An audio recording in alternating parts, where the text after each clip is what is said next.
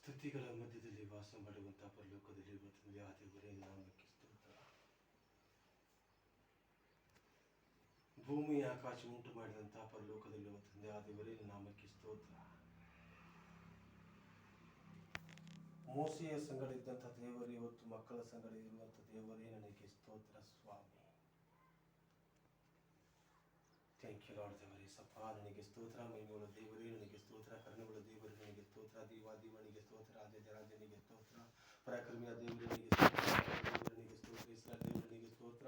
ಕರ್ತನೇ ಕುಟುಂಬ ನಿನಗೆ ಒಪ್ಪಿಸಿಕೊಡ್ತಾ ಇದ್ದೇನೆ ಸ್ವಾಮಿ. ಕುಟುಂಬದಲ್ಲಿರ್ತಕ್ಕಂಥ ಎಲ್ಲ ಅನ್ಯತೆಯನ್ನು ಸ್ವಾಮಿ ಉಳಿಸುವ ದೇವರು ನೀನಾಗಿದೆ ಸ್ವಾಮಿ. ಶಾಂತಿ ಕಾಪಾಡುವ ದೇವರು ನೀನಾಗಿದೆ ಸ್ವಾಮಿ.